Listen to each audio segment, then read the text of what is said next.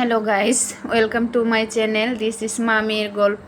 আজকে হচ্ছে গিয়ে আমি চাপা শুটকির ভুনা বানাবো। আর এই চাপা শুটকির ভুনাটা একদম আমার মা যেভাবে রান্না করে আজকে আমি সেইভাবেই রান্না করব। তো প্রথমে আমি শুকনা মরিচ এবং কাঁচা মরিচগুলো পানিতে ভিজিয়ে রাখতেছি, কারণ মরিচ একটু পানিতে ভিজিয়ে রাখলে বাটার সময় কষ্টটা একটু কম হয়। শুটকিটাও ভিজিয়ে রেখেছি। এরপর আমি হচ্ছে রসুন এবং পেঁয়াজের গুলার খোসা ছাড়িয়ে নিব। ছাড়িয়ে নিয়ে তারপরে পেঁয়াজ রসুনগুলো ধুয়ে আবার হচ্ছে গিয়ে কুচি করে কেটে নেব। তো আমরা যেহেতু নরসিংদী এলাকার মানুষ, এই এলাকার মানুষটা কিন্তু চাপা শুটকির ভুনা বা মানে শুটকি খেতে খুবই পছন্দ করে। আর এখন তো হচ্ছে গরমের সিজন, এই সময়টাতে দেখা যায় কি শুটকি একটু বেশি পরিমাণে খাওয়া হয়। শুটকি তো সারা বছরই খাওয়া হয়, এই সময়টাতেও খাওয়া হয়। আর ঝালের পরিমাণটা একটু বেশি দিয়ে তারপরে খাওয়া হয় আর কি। গরম ভাতের সাথে ঝাল ঝাল শুটকি ভুনা খেতে কিন্তু অনেক ভালো লাগে।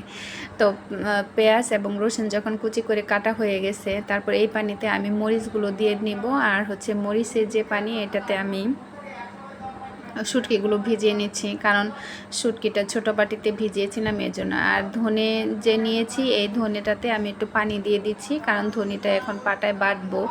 এই ধনেটা বাটার সময় বুঝতে পারছি যে ধনে বাটা কি পরিমাণ কষ্ট। এই ধনে বাটার সময় আমার হচ্ছে শুটকি খাওয়ার যে একটা ইচ্ছা, সেই ইচ্ছাটাই শেষ হয়ে গেছে ধনে বাটার কষ্টের কারণে। এখন মানে বাড়তে বাড়তে বুঝতে পারলাম যে হচ্ছে আমাদের মারা আমাদের জন্য কি পরিমাণ কষ্ট করে। এই শুটকি ভুনা বাটা মশলা দিয়ে রান্না করলে খেতে তো অনেক মজা লাগে। আর এই বাটা মশলা বাটার জন্য ধনে বাটা এত পরিমাণ কষ্ট, কিন্তু তারা কি পরিমাণ দেখেন হাসি দিয়ে পরম তৃপ্তির সাথে আমাদের কিন্তু এইভাবে শুটকিগুলো রান্না করে দেয়। তারপর যখন বাটা কমপ্লিট হয়ে গেছে, এরপর কড়াই একটু তেল দিয়ে পেঁয়াজ রসুন আর একটু লবণ দিয়ে হচ্ছে আমি পেঁয়াজগুলোকে ভেজে নিচ্ছি। এতে করে কি হবে, পেঁয়াজের পানিটা শুকিয়ে যাবে। আর তারপরে হচ্ছে শুটকি ভুনাটা করতে ভালো লাগবে। আর পেঁয়াজ ভাজার হওয়ার সাথে সাথে আমি হচ্ছে যে শুটকিটা ভালো করে ধুয়ে নিচ্ছি। এরই মধ্যে হচ্ছে পেঁয়াজ ভাজা হয়ে গেছে, মানে পানিটা একদম শুকিয়ে গেছে। এখন নামিয়ে নিয়ে কড়াই একটু বেশি পরিমাণ তেল দিয়ে তারপরে যে বেটে রাখা মরিচ আর হচ্ছে ধনে বাটা ওইটুকু দিয়ে একটু কষিয়ে নিয়ে তারপর হচ্ছে শুটকিগুলো দিয়ে ভালো করে তেলের মধ্যে হচ্ছে গলিয়ে নিব।